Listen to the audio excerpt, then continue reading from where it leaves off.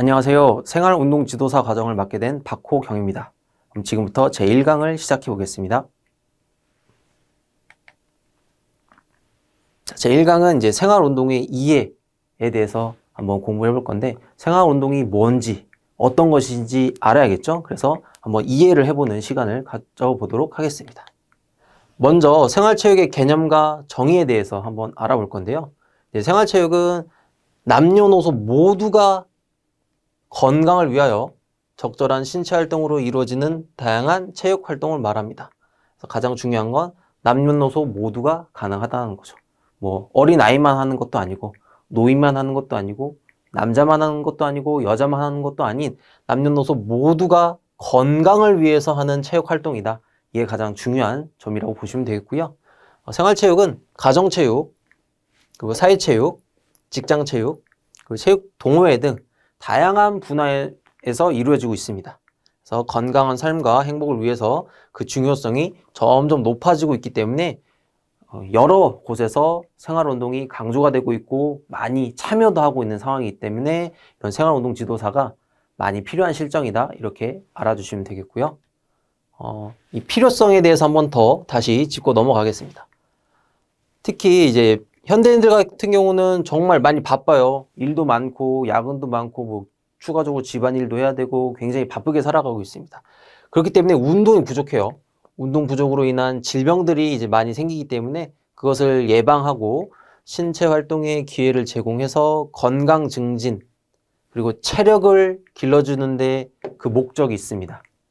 그래서 현대사회에서 발생하는 노동, 육아, 학업 등 다양한 스트레스를 해소를 해서 건강한 삶을 살게 하고, 그리고 사회성을 발달시켜서 사회생활을 원만하게 할 수 있도록 하고요. 사회 공동체 일원으로서 사회적 결속력을 증가시키는 데에도 도움을 주는 것이 바로 생활체육이다, 이렇게 보시면 되겠습니다. 그래서 그 생활체육의 기능으로는 먼저 생리적 기능이 있습니다. 건강한 육체를 만들어서 운동, 그리고 체력 부족으로 일어나기 쉬운 질병들을 예방합니다. 일단 체력이 약해지면 감기도 쉽게 걸리고요. 뭐 감기뿐만 아니라 그냥 조금만 뭘 해도 피곤하고 몸살이 나고 뭐 이런 걸 볼 수가 있는데, 여기서 말하는 체력은 뭐 쉽게 예를 들어 드리면 배터리 용량이라고 보시면 될 것 같아요. 체력이 낮다라는 건 배터리 용량이 한 절반 정도밖에 안 되는 거기 때문에 빨리 에너지가 소진이 됩니다. 그렇기 때문에 배터리가 나가면 어떻게 되죠? 못 움직이죠?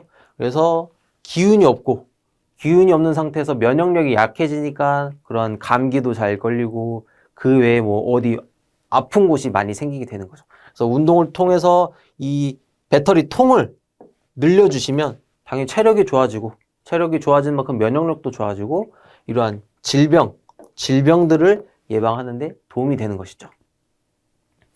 두 번째로는 정서적 기능입니다. 신체 활동은 정서적 안정을 주고요. 사회적 소속감과 긍정적 감정을 만들어줍니다.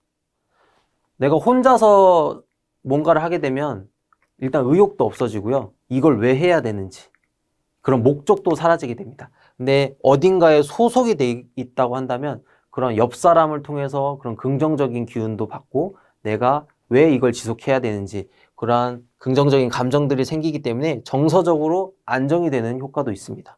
뭐 심리적인 기능, 뭐 정서적 기능과 좀 동일하다고, 좀 유사하다고 볼 수 있는데, 이런 불안한 심리 상태 혹은 뭐 스트레스 받는 일이 있었다, 그런 것들은 스트레스를 해소할 수 있는데 굉장히 도움이 되기 때문에 심리적으로 굉장히 좋은 기능을 갖고 있다.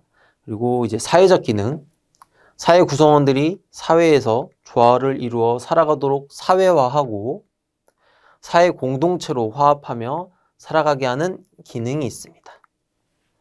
이 운동이란 게 나 혼자 하는 것 같지만 뭐 축구나 뭐 야구 같은 이런 팀 스포츠는 당연히 이런 사회적 기능이 많이 발달할 수밖에 없습니다. 팀 플레이를 해야 되기 때문이죠.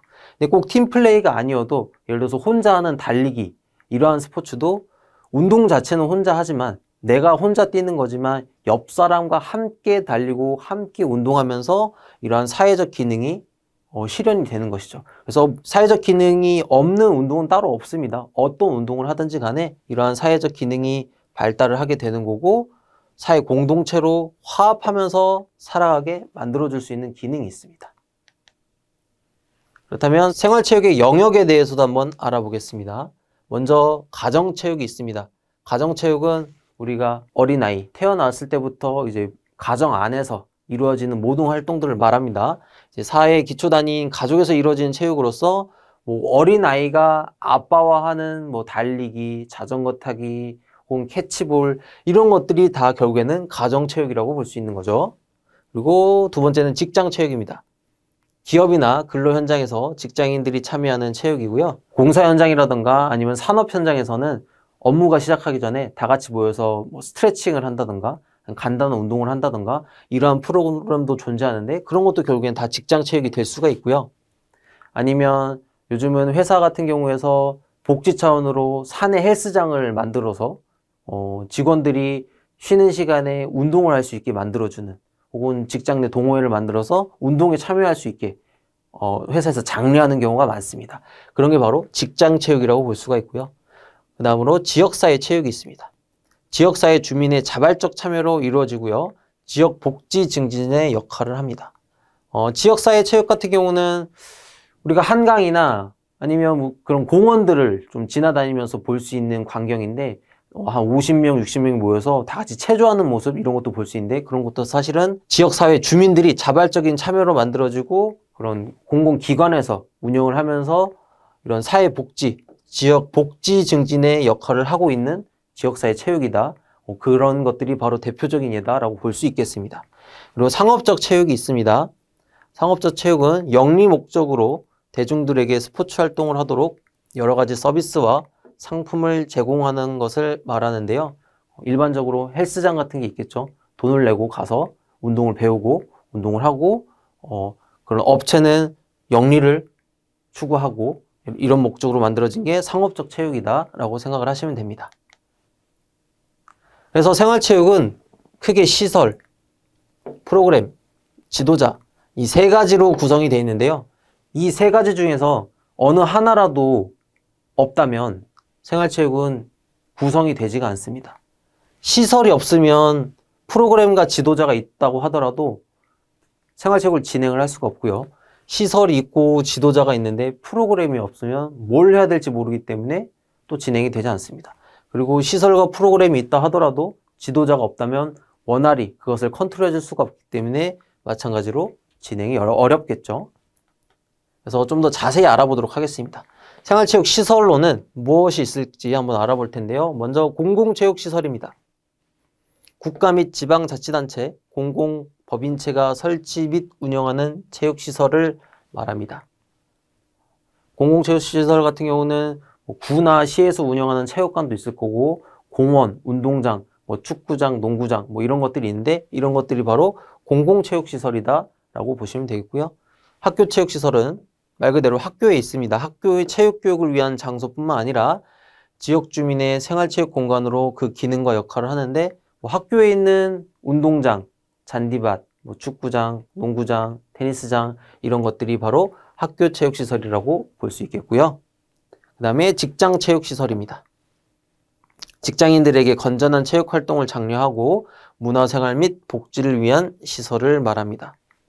앞서 말씀드린 요즘은 회사 내에도 지하층을 개조해서 헬스장을 넓게 만들어서 복지 차원에서 직원들을 운동할 수 있게 그런 헬스장을 만들어 놓는다던가 그 헬스장 내에 운동 지도사를 자리 잡게 해서 운동을 지도하게 한다던가 이런 것들이 바로 직장생활체육시설을 말하고요. 그 다음 민간체육시설입니다. 일반 대중들의 스포츠 활동을 위한 시설이고요. 영리 목적의 체육시설과 비영리 목적의 체육시설로 나뉘게 됩니다. 영리 목적 체육시설 같은 경우는 골프장, 테니스장, 헬스장, 필라테스 이런 것도 다 결국에는 체육시설, 영리 목적으로 하는 민간 체육시설이라고 볼 수 있겠고요. 그래서 두 번째로는 프로그램이 또 존재를 해야 됩니다. 이 프로그램은 어떤 의미를 갖고 있는지 한번 알아보겠습니다. 먼저 협의의 개념, 좀 좁은 개념이죠. 개인적 특성과 사회적 환경 특성에 의하여 진행되는 방법과 절차를 말합니다. 그리고 이제 좀 넓은 의미의 광의의 개념으로는 체육 활성화를 실현하는 데 이루어지는 수단과 그 방법을 말합니다. 그럼 그 프로그램을 계획하는 과정에 대해서 한번 알아보도록 하겠습니다. 먼저 목적, 그 프로그램이 왜 필요한지 목적에 대해서 이해를 해야 되고요. 목적, 그리고 욕구를 조사해야 됩니다. 지금 사람들이 뭘 원하는지, 어떤 목적으로 프로그램을 희망하고 있는지, 이 프로그램을 통해서 뭘 원하는지 그 욕구를 조사를 해야 되고요. 그 욕구를 바탕으로 목적과 목표를 설정합니다. 예를 들어서 나는 기술을 좀 더 연마하고 싶어. 혹은 나는 체력을 단련하고 싶어. 이렇게 목적이 다르기 때문에 거기에 맞는 목적과 목표를 설정하는 게 필요하겠고요. 그 다음에 거기에 맞는 프로그램을 계획을 합니다. 체력 증진이 목적이라면 거기에 맞는 프로그램을 이제 계획을 쭉 세워야겠죠. 1주차에는 약한 운동, 2주차에는 좀 더 체력을 늘릴 수 있는 중정도 강도의 운동, 그 다음부터는 고강도의 운동, 이런 식으로 계획을 짤 필요가 있고요. 그 계획에 맞게 알맞게 실행을 옮겨주시는 게 중요합니다. 그리고 나서 그 실행이 잘 됐는지, 목적은 잘 설정이 됐고 어떻게 실행이 됐는지 평가가 필요합니다. 이 평가를 통해서 잘못된 부분은 다시 개선을 하고 잘 이루어진 부분들은 그대로 다음에 이어서 쓰면서 연결해 나갈 수 있는 연속적인 작용이 필요하기 때문에 이 평가 또한 중요하다라고 보시면 되겠습니다. 그럼 프로그램을 계획하는 과정에서 중요한 요소들이 있습니다. 한번 살펴보겠습니다. 먼저 평등성. 모든 사람이 참여할 수 있는 평등성을 갖고 있어야 됩니다. 특정한 집단, 특정한 인물들만을 대상으로 해서 하는 것이 아니라 모든 사람들이 참여할 수 있어야 됩니다. 남녀노소 모두가 참여할 수 있는 그런 평등성이 필요하고요. 욕구를 반영해야 됩니다. 참가자의 욕구를 반영해야겠죠. 참가자는 지금 체력 증진을 하고 싶은데 프로그램은 스킬 연마하는 목적을 갖고 있다. 그러면 욕구 반영이 되지 않았기 때문에 그거는 맞지 않은 겁니다. 자, 다양성입니다. 다양한 프로그램을 개발해야 됩니다. 프로그램이 한 가지로만 쭉 진행이 되면 흥미를 떨어뜨리게 할 수밖에 없습니다. 그래서 좀 다양한 프로그램을 개발해서 지속적인 흥미 유발을 해서 쭉 오래도록 장기적으로 끌고 나갈 수 있게 할 수 있는 이 다양성이 필요하고요. 전문성이 필요합니다. 당연히 생활운동 지도사라는 전문가가 있기 때문에 그 전문성을 바탕으로 프로그램을 구성을 해야 됩니다. 이 전문성이 없다면 당연히 지도사가 필요가 없을 것이고 그냥 개개인들이 모여서 서로의 그냥 입맛에 맞게 운동을 하고 하면 될 거예요. 근데 그게 아니기 때문에 바로 전문성이란 게 추가적으로 필요한 거고요. 평가성, 객관적인 평가가 이루어져야 됩니다. 객관적인 평가가 이루어져야만 개선점을 찾아낼 수 있고 개선이 돼야 더 좋은 프로그램으로 더 많은 사람에게 운동을 보급할 수 있기 때문에 이 평가가 중요하고요. 보완성, 평가를 했으면 그거를 통해서 계속 수정과 보완이 이루어져야겠죠. 그리고 편의성, 쉽고 편리하게 참여가 가능해야 됩니다. 아무리 좋은 프로그램을 갖고 있다고 하더라도 장소가 저기 멀리서 진행해야 되는 바다에서 진행해야 된다라는 그런 프로그램 혹은 높은 산에서 진행하는 프로그램 이런 장소 섭외가 어렵다거나 아니면 장비를 좀 비싼 장비를 착용을 해야만 참여할 수 있다던가 이런 식으로 편의성이 떨어지게 된다면 참여가 어려워집니다. 그래서 쉽고 편리한 참여를 위해서 편의성이 높아져야 되고요. 보급성, 광범위한 보급. 이 평등성과도 조금 연결이 되는데요. 보급이 잘 돼야 돼요. 이 홍보가 잘 안 돼서 보급 자체가 예를 들어서 홍보되는 채널이 그냥 단순히 아파트 게시판 광고에 그냥 홍보가 된다. 이러면 보급 자체가 되지 않기 때문에 아무리 좋은 프로그램이어도 알 수가 없습니다. 그래서 좀 더 광범위하게 여기저기 신문에도 홍보가 된다던가 아니면 다른 여러 가지 채널을 통해서 홍보가 돼야지 보급이 이루어지고 그 보급을 통해서 참여자들이 참여를 할 수 있는 환경이 조성이 되는 것이죠. 그 다음으로 중요한 것이 바로 생활체육 지도자입니다. 이 지도자는 생활체육 참가자의 안내, 그리고 지도, 지시 등 영향력을 행사하는 역할을 하고요. 이 역할이 조화를 이루어야 됩니다. 지도자라면 당연히 어떤 식으로 운동을 해야 되고 어떻게 관리해야 되는지 안내를 해야 되고요. 당연히 그 운동에 맞는 정확한 지도 방법을 알고 있어야 되고, 그리고 지시, 명령도 할 줄 알아야 됩니다. 무조건 좋게 좋게 잘 말하는 게 중요한 게 아니라 뭔가 지도를 해야 되는데 말을 잘 안 듣는 상황이 있으면 정확한 지시도 해야 됩니다. 그건 그렇게 하면 안 된다. 이렇게 해야 된다라는 정확한 지시도 할 줄 알아야 되는 게 지도자의 역할이라고 보시면 되고요. 역할을 한 번 더 자세하게 알아보겠습니다. 안내자, 참여자들에게 효율적인 접근을 함으로써 체육 활동을 욕구를 충족시키고 긍정적 활동 결과를 갖도록 합니다. 안내를 잘해서 참여자들이 더 쉽고 많이 여러 명이 참여할 수 있게 하는 게 바로 이 안내의 역할이고요. 지시, 체육 활동에 참여하는 분들을 관리하고 통제하는 역할을 합니다. 사실 통제가 굉장히 중요합니다.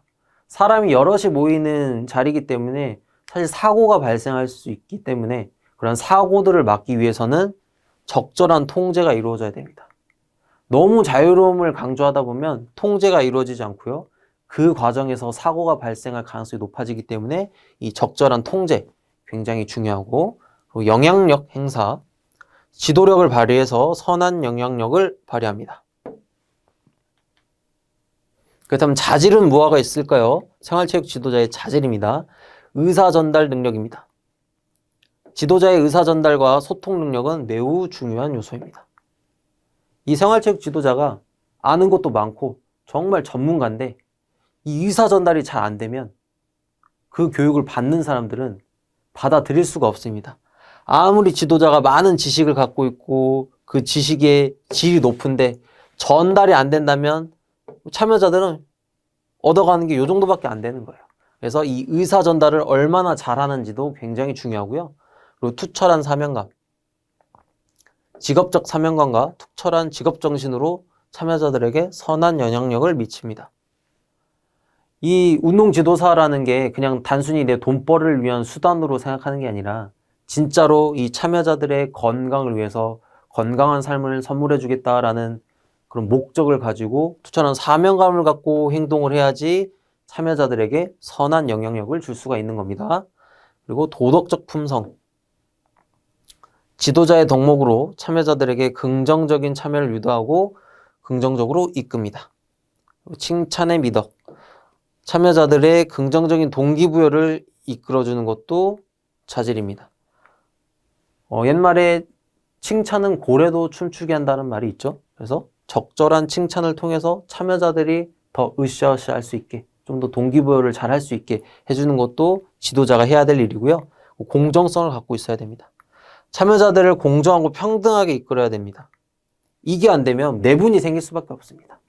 예를 들어서 축구팀 감독인데 이 선수는 나랑 친해, 나랑 잘 맞는다는 이유만으로 주전을 보장한다면 그건 공정성이 어긋나는 거기 때문에 누군가는 저거는 합당하지 않다 이렇게 제의를 할 거고, 그걸로 인해서 좀 분란이 생길 수가 있습니다. 그렇기 때문에 이 공정성을 발휘하는 것도 굉장히 중요한 자질이다 이렇게 보시면 되고요.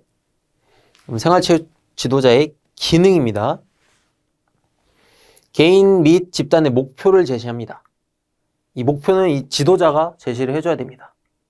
물론 각자 갖고 있는 목표도 있겠지만 그건 본인이 생각했던 목표지, 그걸 전문가가 바라봤을 때 좀 더 높은 목표, 그리고 더 추가적으로 할 수 있는 목표들이 있기 때문에 그러한 목표를 제시해 줄 수 있는 지도자가 필요하고요.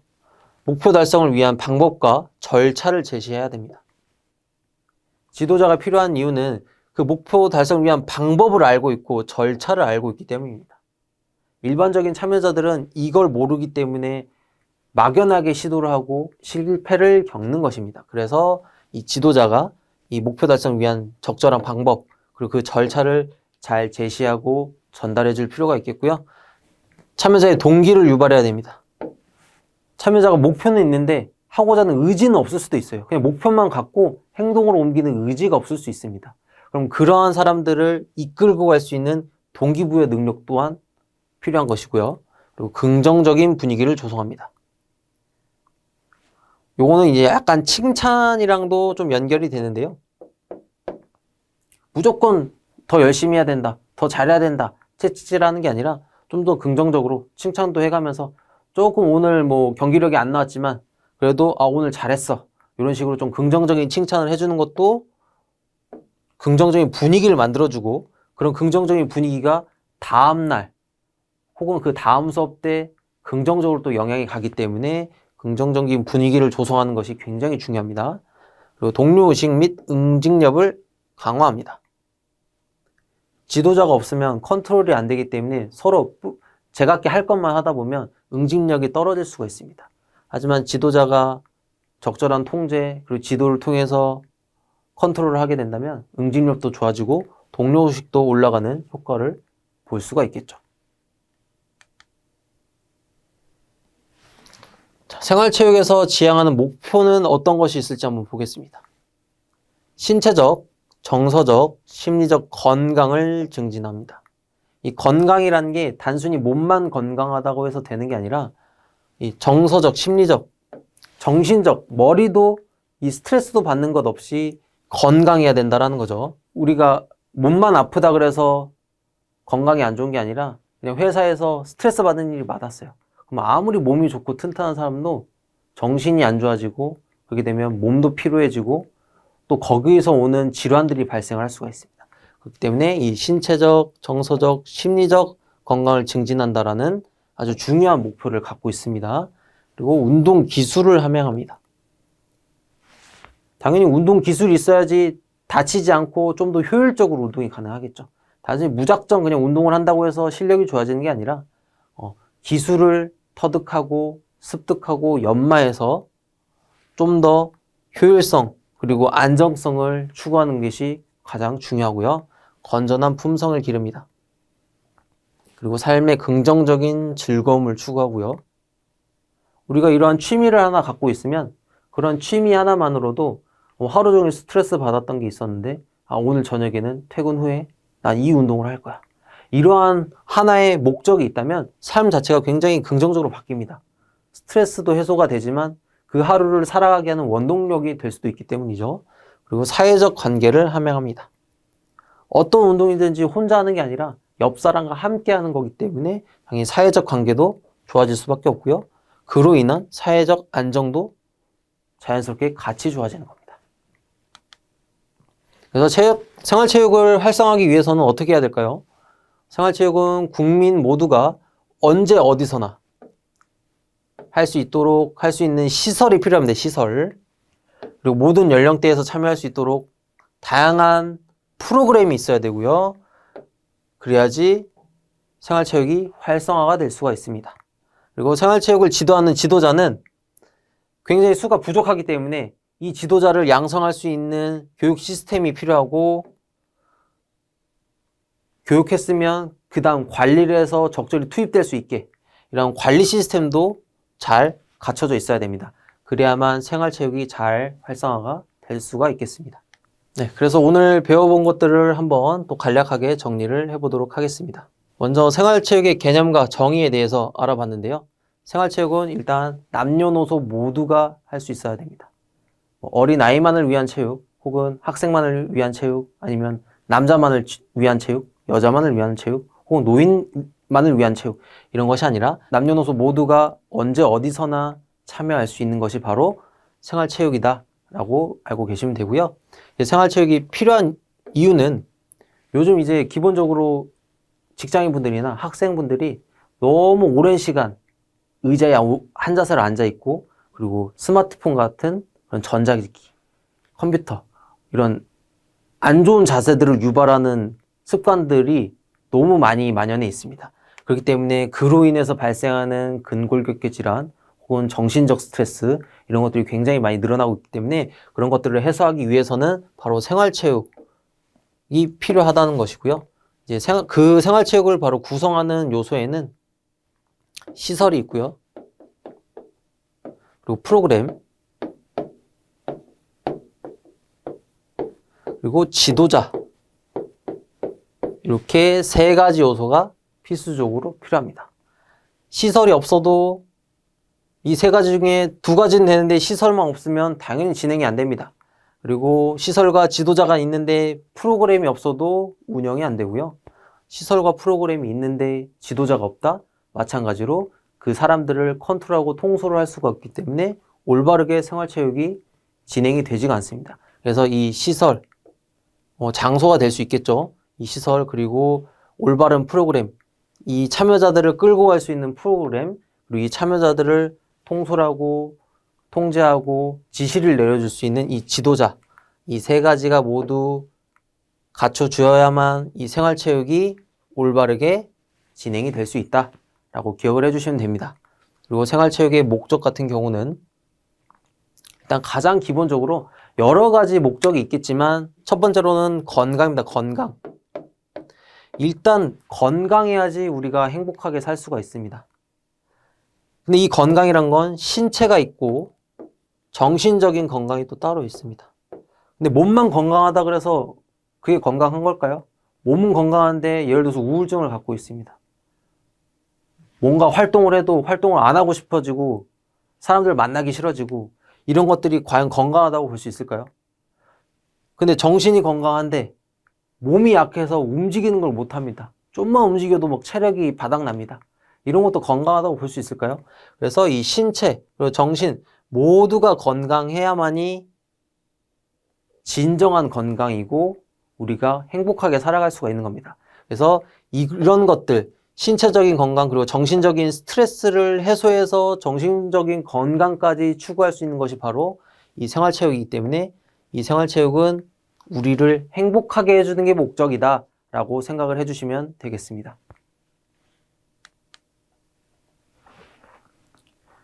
이번 시간의 내용은 여기까지입니다. 다음 강의에서 뵙겠습니다. 감사합니다.